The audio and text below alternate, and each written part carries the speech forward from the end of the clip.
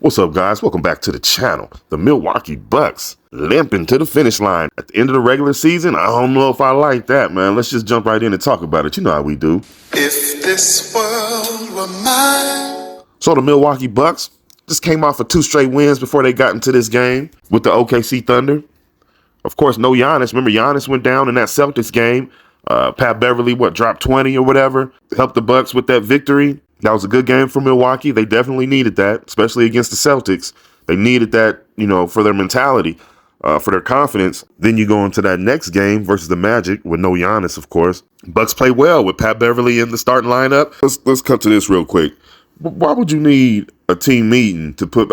See, this is why people have issues with Doc Rivers. Some teams, especially some teams with really good players, veteran players, they want a coach that's going to make those decisions for a lot of different reasons. All right, we're not going to go into that, but it's just a lot of different reasons. They rather have a coach make those decisions. And obviously, Doc's been around enough to understand why that is. So he might not want to put himself on that chopping block, on that burner, when not needed. But nonetheless, you shouldn't need a team meeting to say, look, guys, we're getting cooked on the perimeter defense badly. So we need to change something up. We need to see what we can do. Maybe if we start Pat Bev, maybe we can change the efforts, change the energy to start the game. Then we don't have to bring him in off the bench behind the ball while the opponent have already gotten themselves going offensively because Beasley and Dame, aren't playing effective defense on the perimeter.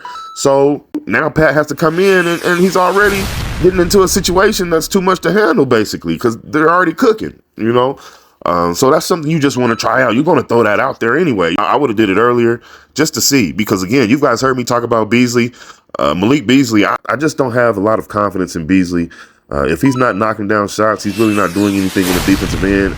So hopefully he can do something off that bench. Hopefully he can have enough freedom to shoot the ball, get the ball, and hopefully that inspires him to play some good defense. We'll see, because the Bucks need it off that bench.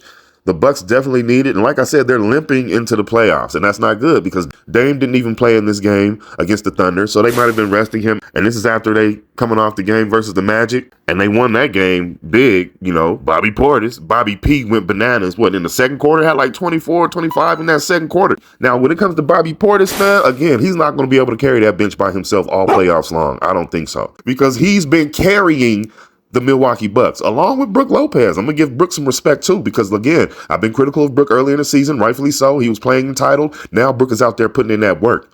Brook is putting in that work. All them shots Brook is taking, he deserves them. He's putting in that work, man. I love the way Brook Lopez has been playing coming down the stretch. Again, Brook and Bobby have been carrying the Milwaukee Bucks. Now, when Giannis is healthy, Giannis is out there doing his thing. Of course, we're not taking nothing away from Giannis. Giannis is Giannis. Giannis is going to do what he's going to do. That's the Greek freak. But we need to see a little bit more from Dame, even if it's just in more of a initiator's role, more of a playmaker's role. And then as the defense starts to worry more about everybody else, oh, man, I forgot that's Dame. You know what I'm saying? That should make the Bucks really deadly if they decide to play that way. But we'll see, man. We'll see.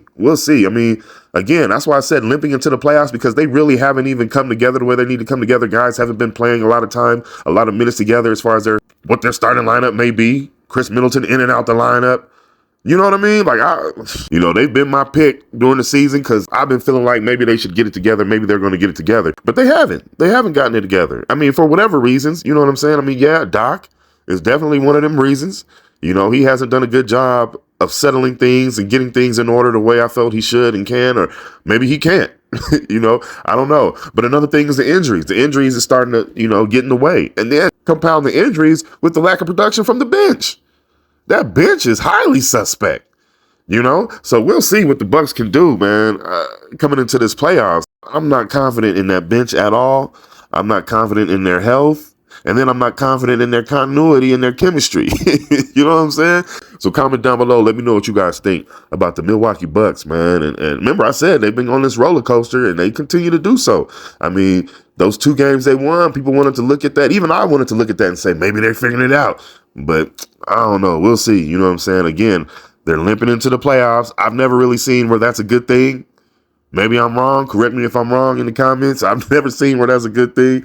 But nonetheless, man, I thank you guys for watching. Thank you for joining me. Remember to like, comment, share, and subscribe. See you guys on the next one. All right. If this world were mine.